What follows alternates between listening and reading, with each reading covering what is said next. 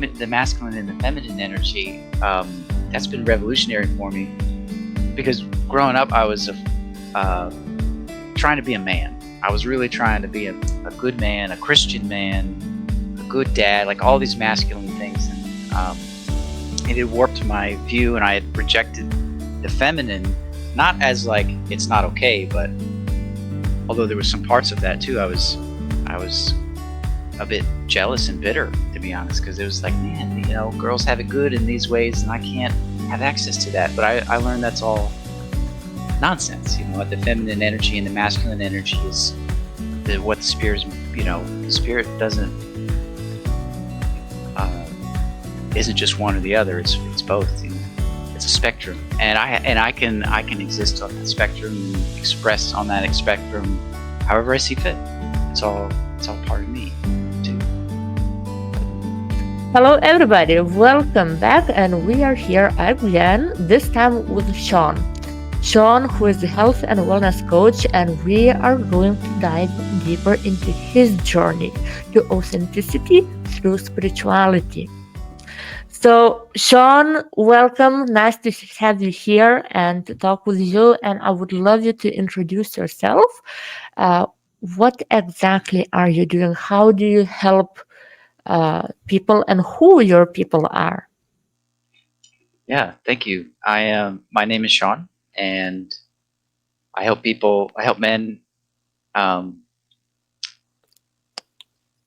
get back to themselves and get over their ego, to live a fuller life, more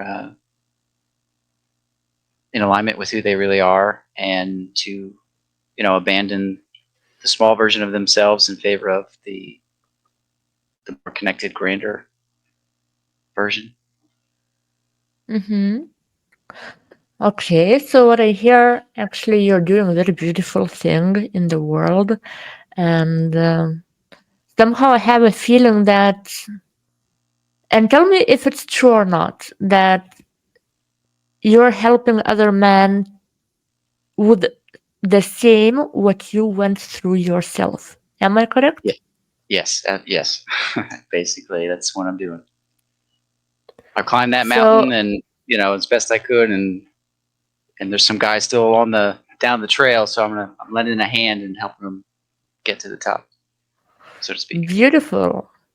I would like to hear a little bit more about that, your journey and your relationship with your own ego that you, as I understood, overcame and now helping others. Can you a little bit give us a timeline? How was it at first? What the challenges you faced, and how did you overcome? Hmm. So I still have plenty of ego to overcome, um, but I did start becoming aware of it, and I was always spiritual growing up. I grew up as a Christian, kind of in a church, and with a lot of rules and things like that. And eventually, my life really took a turn for not good. It really became difficult, disastrous. Like everything I put myself into would just fall apart.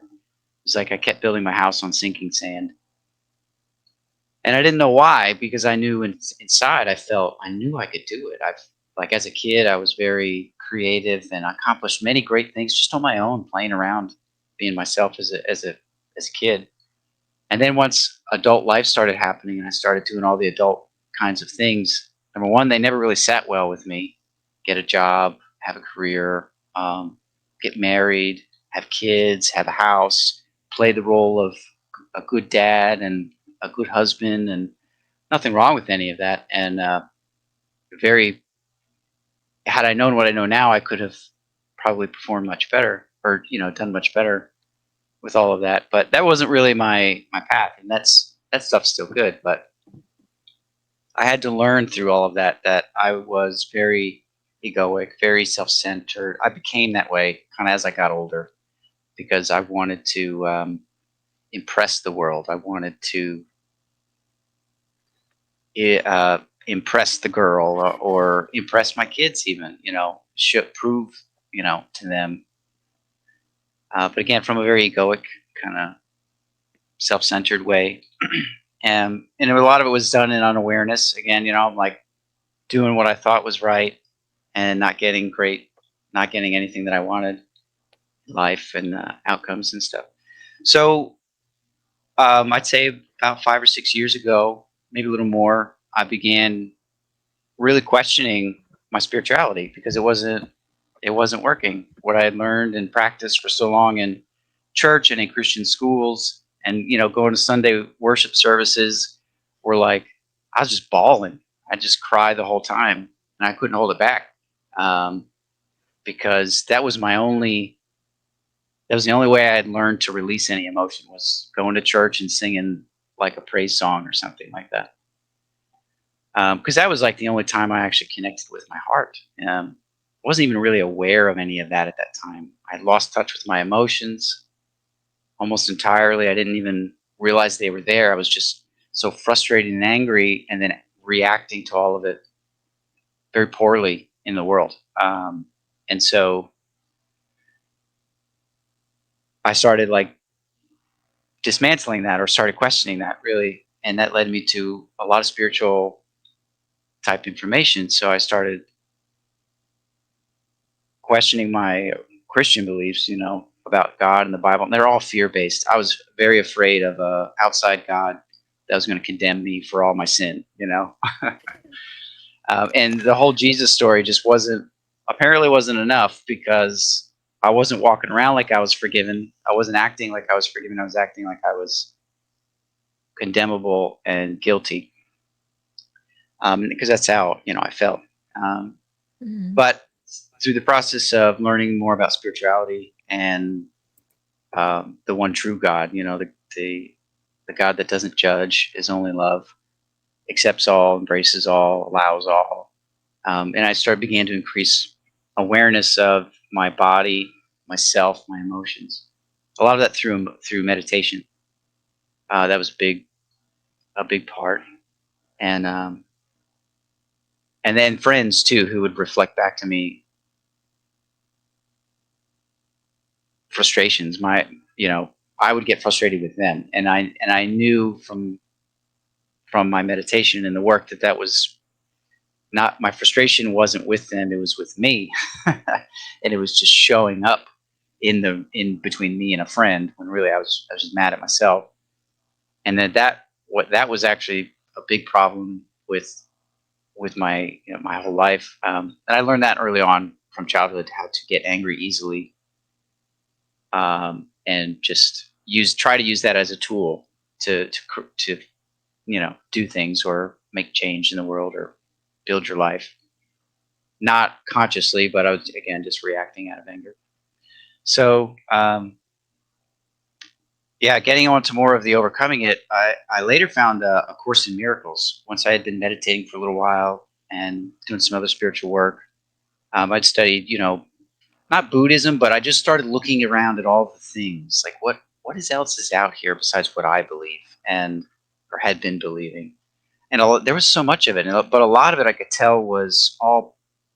And there's so many great teachers online too, on YouTube and all these places, and it all just started coming to me because I was really asking. I was very sincere about seeking the truth and wanting nothing but the truth for myself and to heal, to let all that stuff just back out, just let it out and not blame the world for it, to make it worse or more dense. So, A Course in Miracles was huge. It completely tore apart my understanding of reality and my relationship with reality. And so I've been studying that for about 4 or 5 years. In the last year or so, it's been more. I try to get more dedicated and devoted to what it's trying to show me. Each time I go through it. And then that leads me to where I am today. Through all of that, a lot of my work, a lot of the realizations came through just stuff I was working on for myself, or desires I wanted, like a healthy body. I didn't want to feel sick and I used to get a lot of headaches almost weekly, and you know, and various other just physical ailments that just drained my energy, and it left me wondering, like, where is that childhood, youthful creativity that solved every problem without any issue every time? I was very resourceful. It was just, it makes me glow to think about. I love that version of me, so that's what I'm getting back to. The glowing, resourceful, nothing can bring me down because I already know the answers are abound, and abundance is what's real. Um, and now I would love to, at least as far as I've gotten, to be able to help other men realize that for themselves as well, and really, you know, dissolve that thorny heart or that really dense emotion that lives in the body when we're not, that can creep in and start to collect and build its own identity with it, in unawareness, or if we're not paying attention to how we're using our energy, and prioritizing the energy, prioritizing your inner world over anything, over the external. Beautiful. I was just, when I heard you speaking about your craving for your inner child back, I was like, yes, Sean, yes, exactly. That's what my experience is also. And I had like a few years ago conversation with God, let's say monologue I always like to approach. And I'm like, God, I remember that version of me who was so full of life. Every single day I was waking up praising God, uh, being grateful for my life because it was awesome. I didn't have much, but I was so happy. Mm-hmm. And I'm like, I want that version of me back. I want that sunshine back. Mm-hmm. And also, more and more, I feel how much I'm coming back into my true authentic self, and that version who I was back then. But then life happened, and of course, heart was suddenly walls I started building around my heart and not trusting people, and all of that healing that allows me now to be softer rather than harder in life, more living with open heart rather than closed. So I just want to um, yeah, compliment your story and to show that I see you and I understand you exactly what you're talking. And I really hope that people who are listening now that they can relate to your story, whether they already passed that what you did, or maybe they are still stuck in that ego based driven life when nothing is happening as they want. So maybe this could be the issue. If and I see that it was my issue as well when I reflect back. Whatever I tried to build, even my coaching career, I couldn't. No, looks like nobody wanted what I had to offer. Nobody was listening. I couldn't get clients. And I realized that I was coming from ego. I was more focused on money, on status. And I was doing more typical coaching rather than coaching on spirituality, what I'm really passionate about mysticism. And yeah, I'm just excited to see that more people are coming into their authentic self. And yeah, so good start with the story of yours so people get to know you better now. And I have some more questions for you. Talking about authenticity through spirituality. How would you define what is spirituality for you? Because as we heard before, you was raised in a very Christian family, and you believed in one religion, and then you embarked on the journey of discovery what spirituality is. So please share with us, how do you define spirituality now? As a relationship, my relationship with everything, my body, my mind, my thoughts, uh, my perceptions, especially my perceptions, being able to see, well, being able to be outside of them, in awareness, just being aware of them and allowing them to be without, and relate to them and see that that's a something within myself. And any any attack thoughts, I guess, like any thoughts that try to diminish or make me feel less than able or capable are uh, not trivial, and I need to be aware of each one of them, because there's a relate there. I created it at some point as a program or as a definition, or I allowed it into my mind, and if it's there, it's playing a role in my life. So um, not letting any of those kind of thoughts like squeak by, just bringing.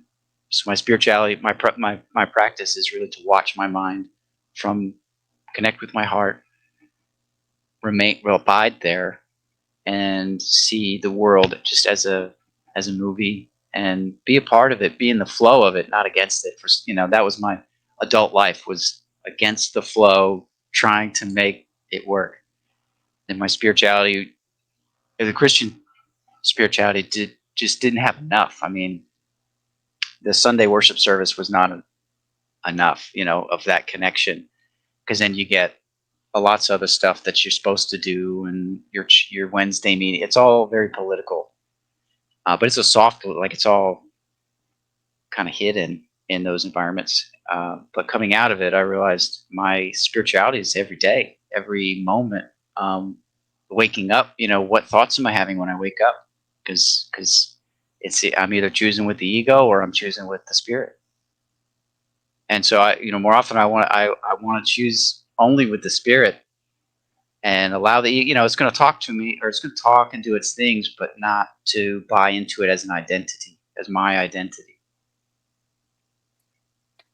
Okay, so what I hear from you, spirituality for you is a daily experience, and also it's a connection to all that is. Mm-hmm. Correct? Mm-hmm. Yeah, that's a great summary. And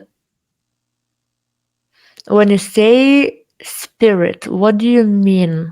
Because different people can understand a ghost, different. I like to give definitions, and I'm curious to see what it means for you. So, Well, I could say that it's energy, but I think energy. I guess I do experience it as the awareness of the energy, that's around me and in me and moving through me and is animating me. I can't move without being. I'm connected to spirit all the time, even when I think I'm not. It's still. Well, I mean, when I'm unaware of it, it's not helpful to me. But there is nothing that can happen, I guess, apart from God. Apart from His being. Um, so, so yeah. In a way, I guess I would say I experience it as the energy, but also the awareness. The being aware of that energy. So the silence and the stillness that holds it all. Maybe that's more like God, and God's movement is the spirit, or that energy that flows and we experience as life, or as a body or whatever. that's what I was waiting. I was wondering to see which side of the belief do you take? Is it that uh, you're the God, as sometimes I hear from people that people say that they are gods and they don't believe anything higher than themselves? Or are you a part of God, extension of God, and that's what I heard from you, that you do have awareness that there is a higher power, the source, I don't know how you call God, yeah, who literally speaks to you through all that is, as more you are connected to all that is, as more you can hear the voice of God, right? Mhm. Yes. Yep. Yeah. I'm an Beautiful. extension. He's, yeah, he's the one that is animating all of us. Um, yeah. Beautiful. Okay, so now as we know what spirituality means for you, tell me, how would you define authenticity then? What is it for you to be authentic? What does it mean? Yeah. This is a good one that I'm still learning this one every day. I think lately I'm realizing it's not lying to yourself and not allowing excuses to come in and contradicts a previous commitment or agreement that you made with yourself. And it's not bowing down to anyone else's opinions of you either, which I had done for so long, people pleasing, to try to fit in, to be liked, to be accepted, and giving that one up it's been difficult because when you're with someone else, all of a sudden there's this dynamic of who you're supposed to be, and letting that go was totally foreign because I had forgotten how to be any other way other than like, oh, I'm in this setting now, so I'm supposed to be like this, and say these things at work too. That's another kind of religion. um, so remembering to connect with my heart and trust sort of the silent part of my mind instead of the chatty part that I trained to be normal, in those environments, and to trust to let the energy from the heart move in new ways that sometimes, especially in the beginning, it's going to be sloppy. It's going to look amateur, or, it's not going to feel great because it's so new and it doesn't feel like me, so to speak. But I don't care. I've reached a point where I don't care about that anymore because the value of feeling like myself, and all the work I've done so far has released so many emotions that I did not want. A lot of judgment, towards myself mostly. I really did not like myself. Um, Again, that, and I had trained that in my mind from various parts of upbringing and things, because I don't know why I thought it was a good idea or it would be helpful. I think I just felt condemnable. I felt guilty, and so it seemed to my thinking mind, that condemnation then was deserved. I should be condemning myself. Um, so yeah, letting go of that as an identity has been, unwinding it, letting it go, has been extremely valuable. I love being able to, when I'm clear, right? When I'm all clear, and I've experienced this several times. I've gone out into situations that would have really freaked me out, or would have been too much or whatever, and then to experience none of what I had in the past and feel safe, feel uncompromised in my identity, right? Like, can somebody chat? Because before, when you're pretending and you're just trying to be somebody challenges your identity, and all of a sudden, oh crap, they're gonna find me out. Uh, and that, I hate that feeling. But when you show up authentically, I mean, you're solid. You're on a rock. I mean, there's nothing but your own opinion that could change that. And I'm the master. I'm training to be the master of my own mind. So we're not letting it just carry me to the sand where the houses don't last. I want to be on the rock. Yeah, I hear you. So, how I received your message, your answer to what authenticity is for you is, wait, let me summarize. Or can you summarize yourself in one sentence what authenticity is for you?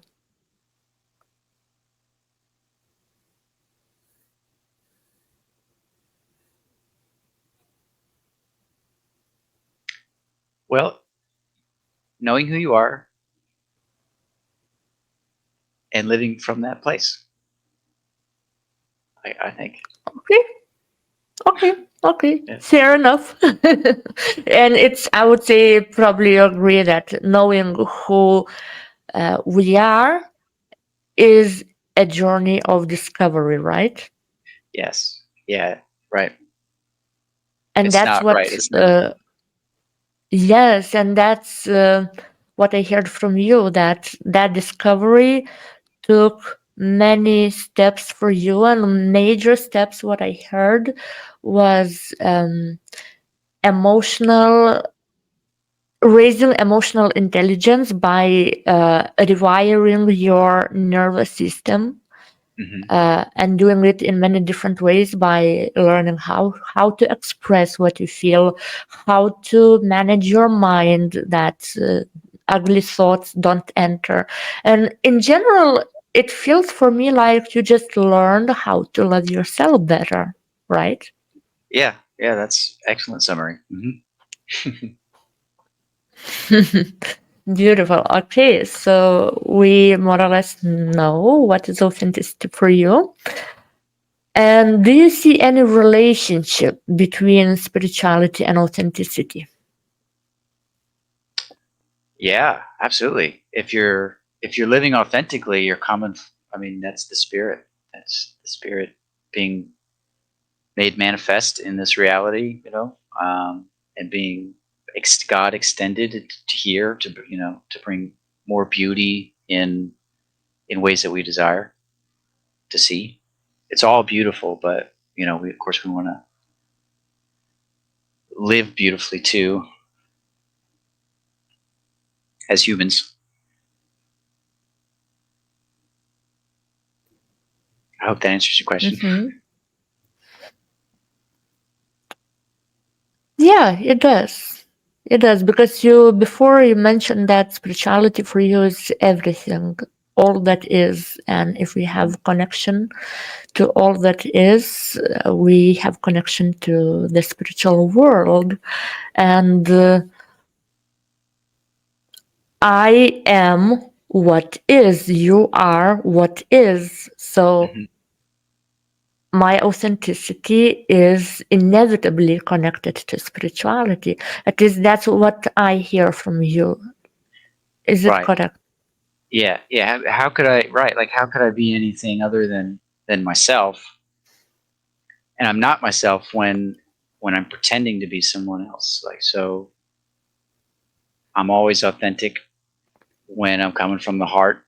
Uh, and even my mistakes, I can authentically make mistakes. I can authentically take imperfect action.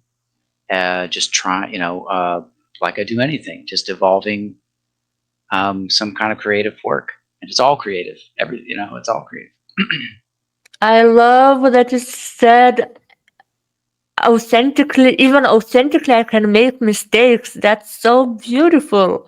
It's that I love that you highlighted that authenticity is not some kind of perfection in life, that you need to be perfect. It's totally probably opposite experience, at least for me.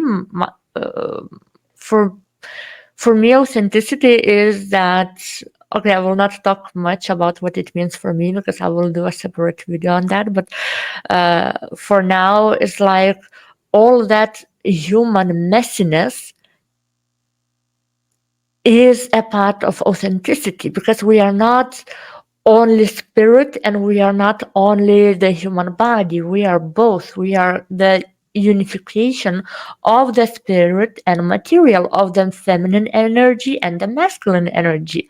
Yes, So yeah. we can't exclude, for example, if we exclude the feminine energy, like emotions, the spirit, and we live in that spiritual ignorance, ego, as you refer to, then we are disconnected from source, from God in one way. But if we are only spiritual, and you know how people like to live in Zen mode and to be away from people and Hmm. only in their bubble, but they are not living the practical, messy life, then they are also not authentic, because they are rejecting a certain aspect of the creation. Yes. So yeah, I love that you mentioned that authenticity is also doing mistakes, being a human, right? Absolutely. I love the way you put that. That's absolutely the way I see it too, and had come to see it. So I went to, I went very feminine, very, just meditating and letting go and surrendering, which was all necessary work for me. But you almost have to like the pendulum swings, and I realized, okay, I can't just be a human and live the way that I think is good by not showing up as a human. So, and the masculine and the feminine energy, that's been revolutionary for me because growing up, I was trying to be a man. I was really trying to be a good man, a Christian man, a good dad, like all these masculine things, and it had warped my view, and I had rejected the feminine, not as like it's not okay, but although there was some parts of that too, I was a bit jealous and bitter, to be honest, because it was like, man, girls have it good in these ways, and I can't have access to that. But I learned that's all nonsense. The feminine energy and the masculine energy is what the spirit is. Spirit doesn't uh, isn't just one or the other. It's both. It's a spectrum, and I can exist on that spectrum and express on that spectrum however I see fit. It's all part of me too. Yeah, beautiful. So every time when I speak with the people on these topics, I want to make sure that people who are watching that they don't get impression that, oh, we are all knowing, we all figured it out, and we are perfect. So the next question that I would love to ask you, and even though you mentioned so many times that you are still on the journey, it's never ending journey of Hmm. discovery of who I am authentically, and I agree upon that. And referring to that, I would love to know uh, what would you like to improve in your spirituality? Is there something that you would like to develop? Yes, yes, devotion, and and dedication, and sort of like sanctifying, or like making certain parts of myself and my life sacred, as a practice, not as a requirement or even as a path. Like it's not a path to God. Like I don't consider myself a seeker necessarily. I am on. Because the answer is to me is the stillness, the silence, the forgiveness. Looking beyond the world to see the perfection of just that the world exists that can overcome everything. If really tuning into it and seeing from a very high perspective, which is when I get most authentic, when I allow my mind to not dwell on the worldly things, the practical in and outs of life, but to be aware of those things and to allow those things to exist in me without complaint, without a grievance against the world. Because there's so many things to be upset about or to push against. But pushing against it just brought it to me, and I've done that several times, and I don't want that. Oh yeah, don't tell me. I know what it is like. Right. Everything that you reject, you multiply, right? Yes. Yeah. It's a law, right? It happens. Yeah. It's like karma. The moment you judge is the moment that you get to experience that which you judge. So, and Right. then that's why people find themselves in the same uh, pattern of facing the same um, human in a different body, the same experience in a different body. And like, why is that X is following me everywhere in every other person, or my Hmm. ex friend or ex lover, whoever. So Yeah. yeah, That's so true that each time we judge, we multiply. And what I hear from you, what you would like to improve in your spirituality is, and I'm not quite sure if I understood completely, that you would like to improve dedication, meaning that you would like to become consistent with some spiritual practices, that it's not as an it doesn't feel like obligation for you, but comes from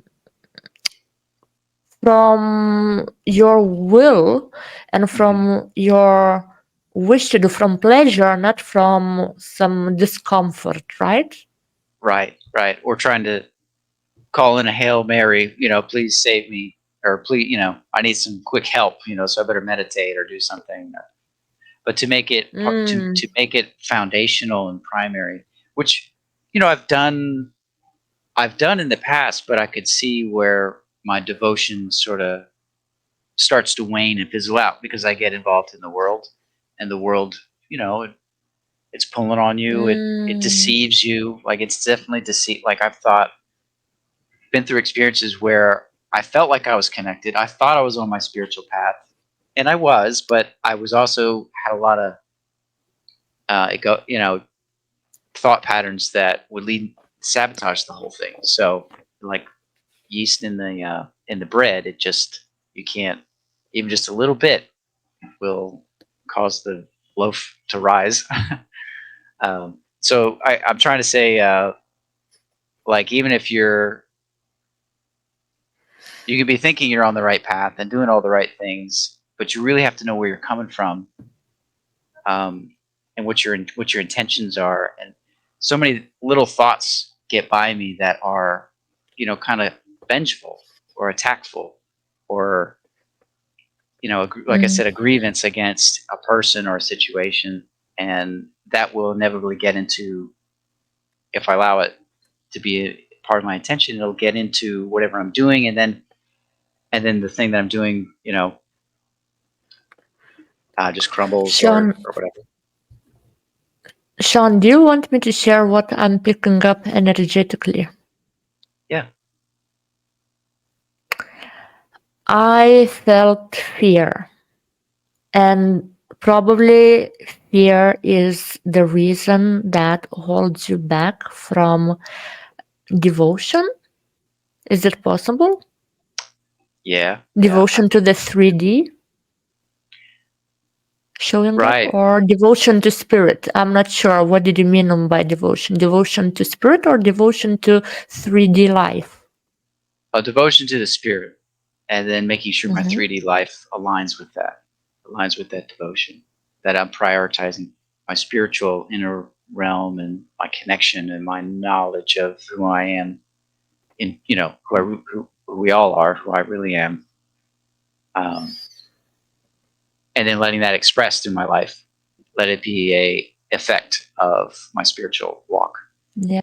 You know why I spot it? Because that experience is very familiar to me, because this is something that I went through, and I recognized that I was hiding from life. I didn't want to step into my purpose, so to say, and I even didn't want to devote myself to spirituality because I got really disappointed in spirit, because of the same reason, that the moment I felt that I trust myself, I know the spiritual guidance, I follow the spiritual guidance, and I'm straight hitting the same wall again. And I'm like, Yeah. spirit, are you making jokes out of me?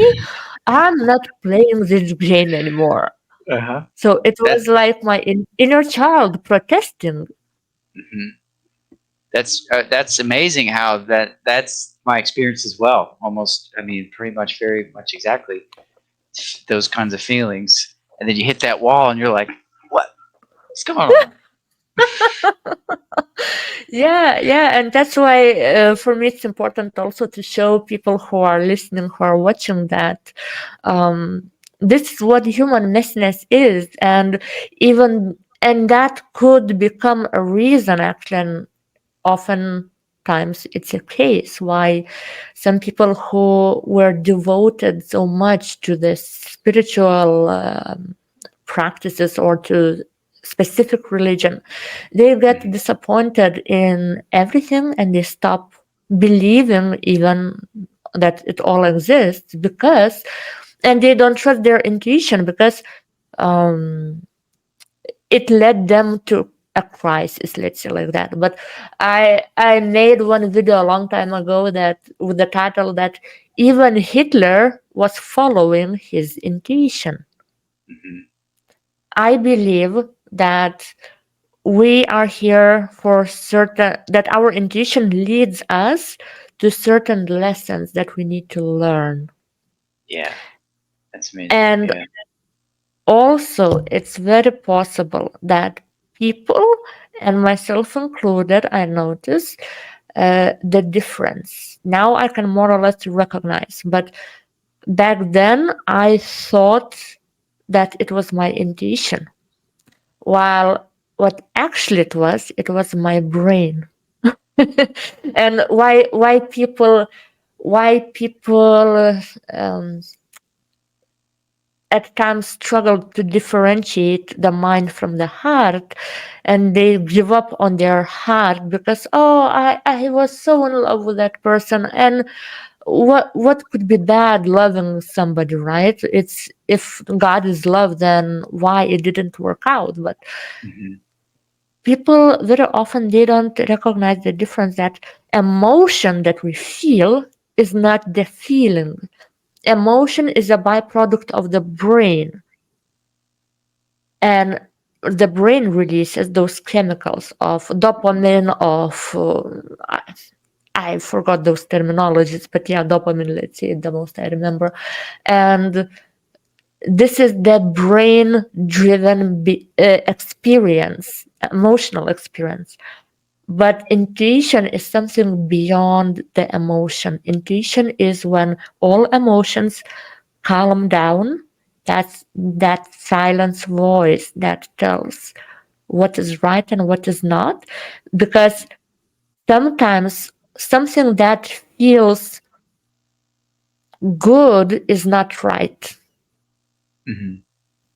And that's the difference of following the brain or following the heart. So I just wanted to little bit to elaborate on this topic. Okay, let's move forward. I still have a few questions left. Um, so before you said that you would like to improve that devotion to the spirit, to be more consistent with your practices, with your devotion. Mhm. Now I want to invite you into the world of imagination. I Okay. love saying it's something. One of my friends, very good friends, he even gave me a nickname that sounds imagine. So Sean, imagine, imagine that you are there. You feel that you want to be devoted to spirit every single morning. You wake up and you feel eager to give that devotion. You feel like it's not a duty, but it's a pleasure. And you are consistent with that every single day. How would that positively change your life? How would that look differently from what it is now? Mhm. Mhm. Well, I can tell that my life would stabilize a bit in the areas that it hasn't been stable. A lot of the any kind of scattered activity um, would be greatly diminished because of that peace that comes from that morning time, prioritizing it. I call it morning time, but in the morning when I first wake up, making that my priority for the day, to set the tone for the day, to make it a spirit-led day. Um, and I would be just at much more peaceful. I'm already peaceful now, but I always want to bring that even more. Still some patterns to dismantle and to just let go of. And in meditation, I feel so wonderful when you do connect and you're just silent and still and resting and doing have your mind is just in a low dull you know hum, but it's not active trying to push me around, and that's what I want all day. And to be a calm command of my mind, of myself, of my attention, what I allow it to believe in. Belief. I it's That's the other thing too. I could see my quality of thought improving, my quality of speech and clarity through of all that stuff. Of speaking and of thinking would improve with a quieter mind and a prioritized spiritual life.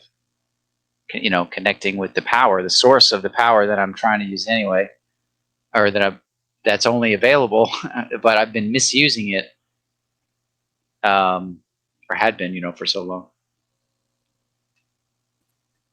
Yeah, I hear you.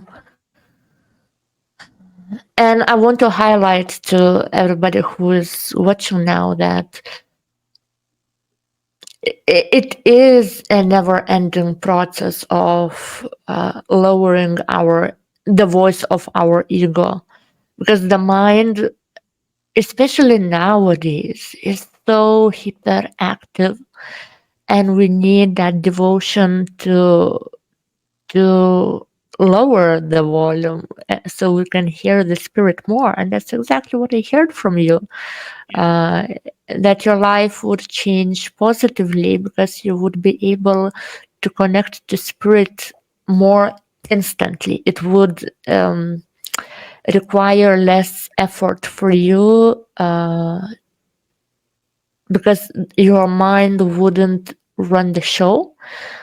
And as a result of that, you probably would be more productive, right? In something that you desire to accomplish. Yeah, yeah. You touched on it earlier too with the fear. Um, I know when I'm meditating and I'm connecting with my heart, I don't fear isn't such a big deal because I know that's what I'm here to face, and that it's not going anywhere until I do. And I'm happy to do that. That's part of my mission, I guess, as a human, is to allow that fear to move through me, not be me and not stop me, but just to be there and I'm okay with that. And then that is what so far has created a lot of miracles in my life, through healing, through that healing, letting the fear go or let it be, but in letting it be, I'm letting it go.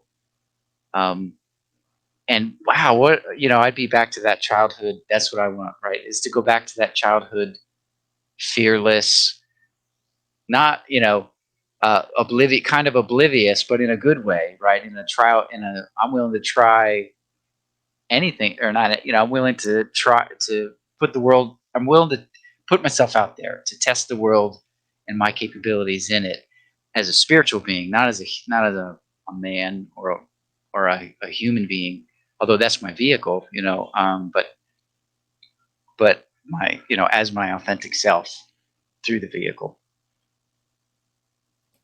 Beautiful, beautiful. So literally, that improvement in devotion would, what I hear, that improvement in devotion would help you to connect to your inner child more and allow your little one to show up in life more often, right?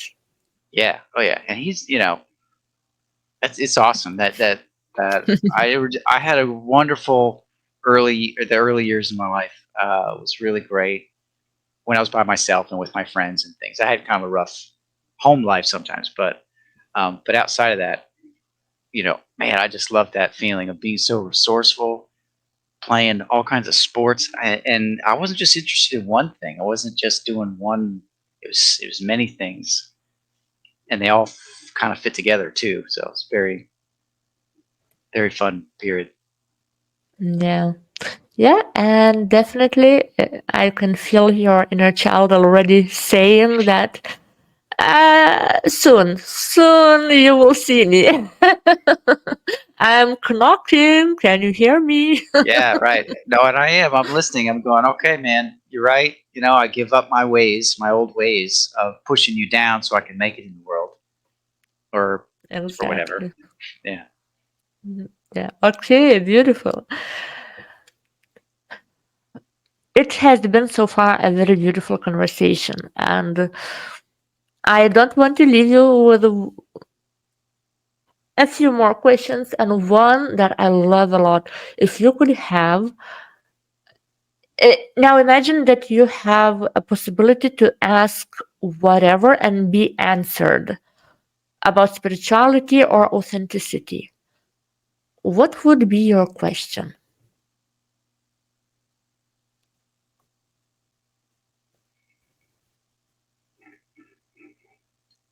What maybe like what are some practices? Uh, what are some good practices to overcome the fear of showing up authentically, of not worrying so much about what other people think, not buying into the roles that we play when we enter into conversations, using being a person who can communicate clearly, and authentically Yeah, without so much fear. How do we I practice hear that? you. You know what? I will not answer you now, even though I do have the answer. I will keep it for some other episodes.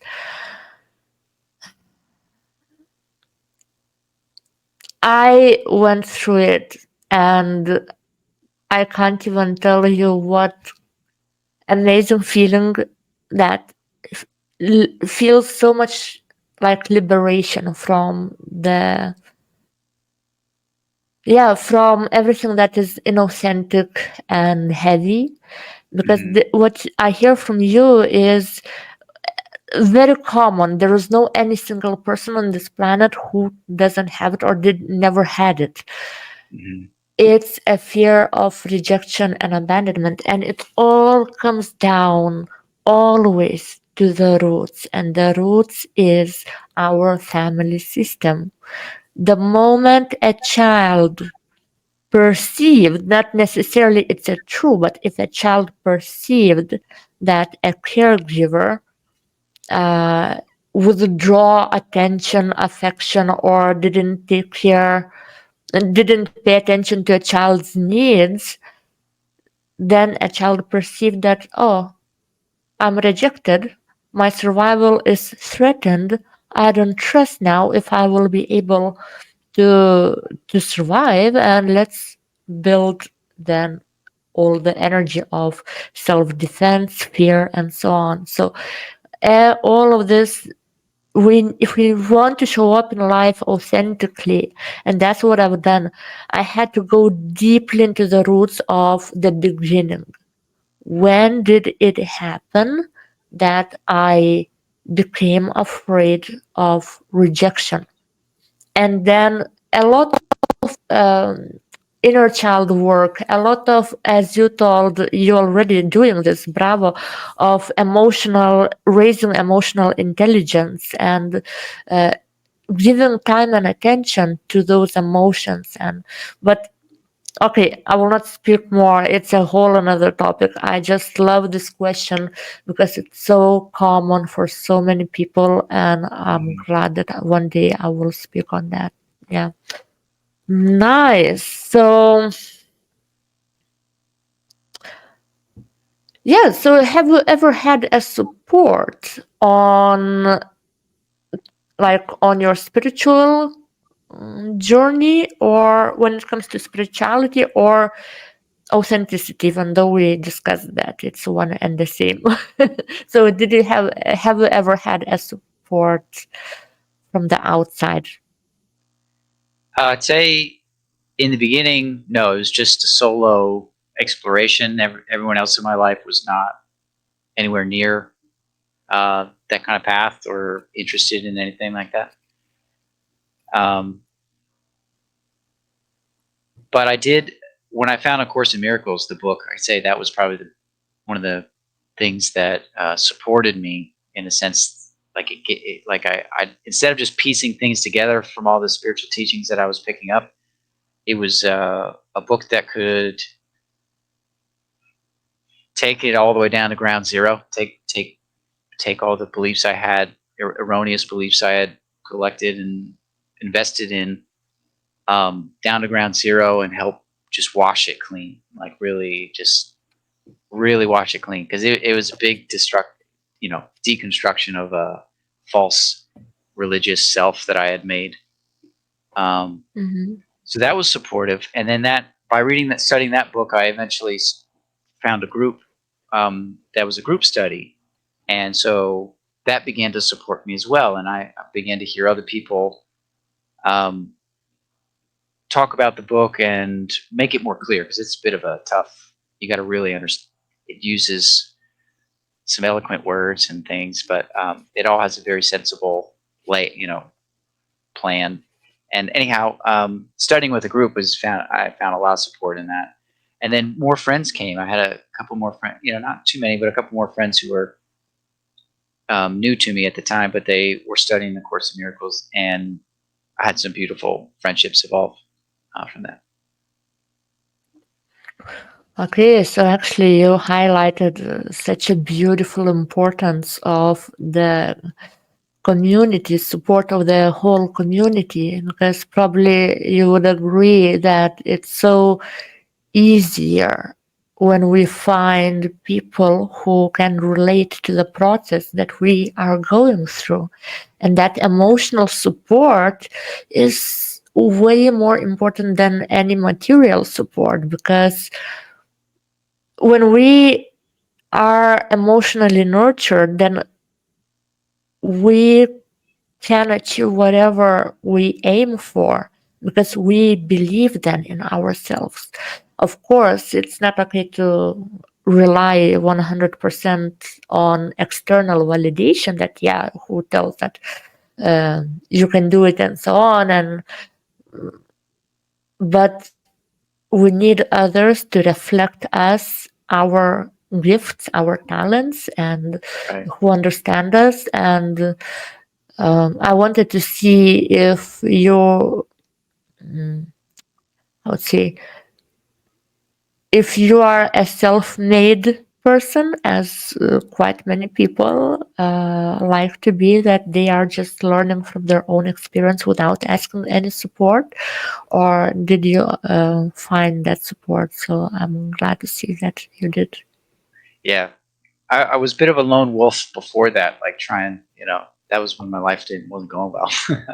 Trying to do it on my own and trying to figure it out through research and studying and things like that. But eventually I found that didn't work. I had to open up and start letting others in my life and start accepting that others cared for me. That was actually a big deal. Oof, a I did big one. not, yeah, I didn't believe that others cared at all, really. And that was one of the reasons I was trying to succeed on my own. And then I had some things happen to me somewhat recently that turned that around almost overnight, because it was kind of a traumatic, it was kind of a big thing. It all worked out okay, but it did show me that that I was not. Number one, I wasn't caring for others, and because of that, I wasn't able to see that they cared for me. And so I gave that up, and I started accepting people care for me, and what happens to me does affect um, them in an emotional and a way, because they care for me. They don't, and I used to ask why. Why do you, I'm such a broken person. Why would you care? Why would you care? Like, I'm not even a great friend. Yeah. And they would say, it doesn't matter. I just do. I just do. You know. And I see That's now that's them caring for themselves. They're caring for me, but in that way, they care for themselves too. Yeah. Yeah, it's so powerful. I was feeling chills all over my body. Oh, um, yeah. And I want really that people who are listening, that you guys take it deeply what was just told, how important it is to open up. And your journey, Sean, is my journey as well. And I see that this is some kind of template that God probably created for people to go through. That Yeah, first, exactly. we lock ourselves in, we shut the world out from ourselves because we are in that fear, trying to understand why this shit is not working out, why everybody's betraying me, and that I don't trust anybody and I don't want to see anybody. I will find the answer myself. Hmm. And then after a few years, myself being in that stage of I don't need anybody, I will find the answers myself, I was humbled enough to understand the same what you share, that vulnerability is Hmm. exactly what opens the heart up. And just admitting that, yes, I do have problems. Yes, I do need help. I can't handle everything on my own is the moment when I step over my high ego and pride and realizing I'm that I'm a part of all that is, and if a part of all that is suffering, then all the rest part of what is suffers together. So Yes. it's Beautiful. powerful what you said. I love it. I love what you said as well. Oh, It's powerfully put, beautifully put. when inspiration hits me, I'm just like, oh, I need to let it go. So far, so good. And Sean, what is your takeaway from our conversation today? Oh, so much. I'd The say number best one, one. the best one. Hearing your beautiful take and summaries of what I was trying to convey. You have this clarity about, you're able to clarify. I was kind of, telling some stories, but you really clarified the essence of the story down to either a sentence or a few words, or just now, like kind of reflecting back what I was saying. In a, you were saying what I was saying, but in a really beautiful, elegant way um, that resonated with me and gave me something too. It's like it's really nice. Sometimes we need that person who helps us to reflect our inner world. And that's what probably I did. And I want to say, Sean, thank you to you for showing up today in this conversation as well, because listening to your story, I felt as an aspect of me was talking, that I was interviewing an aspect of myself because I could relate to your story so much. And that's why I was able to find those words to summarize what you were sharing, because it's familiar to me. I went through that as well. So yeah, thank you so much for your beautiful sharings, and I'm glad that I was able to support you in summarizing, in maybe giving some additional clarity Hmm. about your own experience. Yeah. Yes. Yeah. It's been a wonderful conversation for me as well. I appreciate everything. And the last question, I will not let you go without this one. All right. What would be your best advice to someone who would like to embark on the journey and discovery of their true authentic self? The best, yeah, I'd say the best advice would be to meditate and to slow the mind down and to begin to drop into the heart. That's really what kicked off everything for me. And once I did not want to meditate when I began. I It was a bit of a difficult like because I was really go go go. I had a I was a programmer, and I worked in a place where it was go, go, go. Lots of thinking. My family life was lots of thinking, planning, and slowing it down felt like it felt difficult, like impossible almost. I remember sitting at a kitchen table, and my goal was just 5 minutes, and I had to reduce it to 3 because I didn't feel like I could do the 5 at first. So I would just sit there and close my eyes and try to do this meditation thing. But so the first few times were rough, but I did notice relatively quickly, within a week, that the same sort of, I had basically a feeling of panic in my body was diminishing and lessening, and that gave me enough encouragement to keep going, because I liked it, and I realized I was getting better at it fairly quickly, and it did help again solve so much of my mind, the talking and the sporadicness and stuff like that. So that would be my advice. Yeah, meditate and drop into the heart. Pay attention to your breath, but even more so than that is to feel the heart space. At first, it felt like a dense rock of just like a thorny rock, like really dense. But it's lessened up so Beautiful. much. Yeah. Beautiful, yeah. And this probably is a first baby step for those who just start on that discovery of their true authentic self. And this is the foundational step, I would say, that you offered.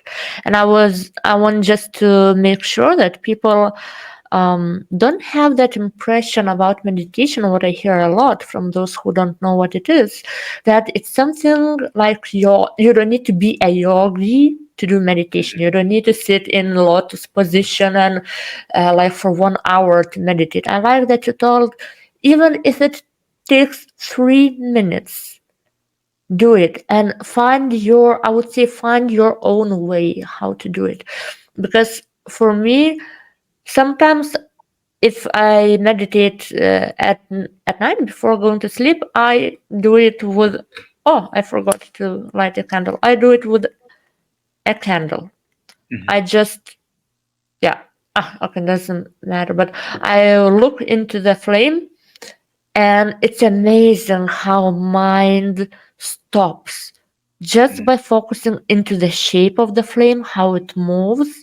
And then I started recognizing that when I get some thoughts, or I started raising questions, like communicating with whatever, whoever, and I was like, okay, I have a question. And then I see how differently it moves, and I'm using the candle for the answers. I'm like, it's even fun. So I'm not overthinking, but my inner child, curious inner child, shows up, and I'm having fun. So meditation can be fun as well, or another way it can be just simply listening to music and Mhm. focusing only on certain beat of the song or certain instrument. Yeah. Or it can be, for me, when I was pulled into the cosmos, literally I accidentally meditated. But that's a whole another story. That literally was pulled into the cosmos, and was standing on the planet, and I saw the Mother Earth in front of me, and I felt fully unconditional love, what people say who had near to death experience. Uh-huh. And it happened because I started seeing the colorful bubbles, clouds, when I had my eyes closed, and I was simply daydreaming about something, and I was like, oh shit, something is happening, like some action. Sean and everybody, when you close your eyes, it's not darkness. If Right. you And I want you to take it away also, and have a homework to do, just for curious reasons. Play Okay. with this idea. Yeah. Close your eyes, and even now, let's have a trial. Close Okay. your eyes and tell me, what do you see? I see uh, shadowy images, but they're not dark; they're bright. You know, Yes. like I also see Are they moving? yes, always moving. They're always like shifting, molding, and things into other shapes. Exactly. And focus on that movement and just pay attention only on that, on the shade, on the color, on the movement, and how it plays together. And then it will reveal to you different colors, different shapes.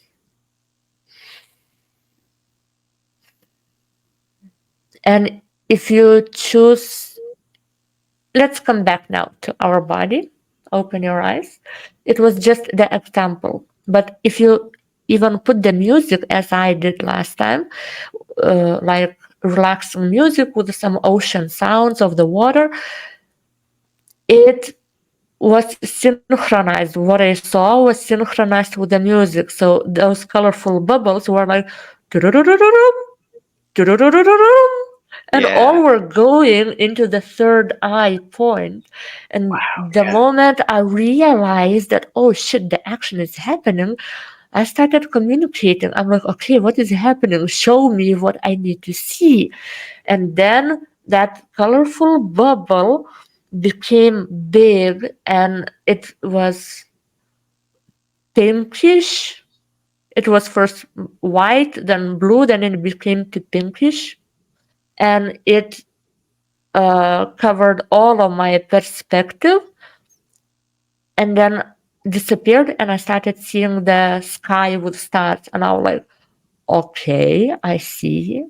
What else do I need to see? And it was the moment when it was like, like on a roller coaster, that feeling of you feel that the heart will jump out. I was pulled Right. into the cosmos and I was shown the cosmos.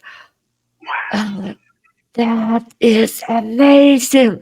And when I came back to my body, I opened my eyes. I was like, what the fuck is here?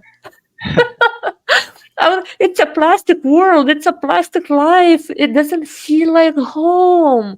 I Mhm. didn't want to come back to my body, but I just want to make sure that people understand that suicide is not an option to have that experience, that we can have that experience in natural ways and Mhm. still embody the feeling of home within our heart. So I just okay, I expanded on this because I really love the This is story that wonderful. I had. Yeah. Yeah, I I've and seen. and Oh, go ahead. hmm? Tell me. Oh, I was just going to mention. I have had some experiences where I'll be paying attention to that. My cats paying Hmm. attention to those shapes, and I remember meditating a few times. They at a certain point they'll transform into geometry, and Ooh. colors. Yeah, and it's like spinning, and then I began move. Felt like I was traveling almost through this geometry. I never quite as Mm. much of a out of body experience as you described, but I have had some very interesting experiences. Just Yeah. focusing on when you close your eyes and the movement and things, and not trivializing it too. That's what I am hearing from you is you didn't. Somebody would close their eyes and we don't see anything, but there's actually a lot there. It's just subtle, and it's important. Like the subtle is not just because it's subtle doesn't mean it's trivial. I'm learning that one. That's one for me to pay attention to the trivial, to see the signs um, that are all around me, and that the spirit's trying. It's communicate. A lot of it's communication. I just need to wake up to it. Yeah, so oh, so cute. So that's exactly for those people who just start the journey of discovery of who they truly are. It's such a simple step and advice, right? To just to Hmm. close your eyes. First Hmm. step, close your eyes and stay with your closed eyes for 3 minutes every single day and see how your life starts changing. So, bravo. With all of that said, I think it's time for us to And here it was a pleasure for me to have this deep conversation with you. And thank you so much for sharing your story. Yes, you're welcome. Thank you, Lily. It was wonderful speaking with you. And how people can find you, like men who would like to learn from you and who need support in their process that you already went through. Right now, I'm on Facebook. You can just find me at facebook.com/ and then my name, Sean, SEAN, Gravener, GRAVENER. Okay, I will leave the link somewhere in the description box as well, so you can contact Sean. And really, guys, men, we know that you can do everything on your own, but we all need that support sometimes. Yeah. And There's. if I was still, going to say there's no man is an island on his own. There's a quote about that. Like, don't be an island. You know, you leverage everything that's around you. There's so much resources and help. It's that opening up, especially for men. Because it feels masculine to stay tough, but that's not strength. That's a false strength. Yeah. Beautiful. So have a beautiful day, Sean, and see you around somewhere. All right. Thank you. Bye. Bye.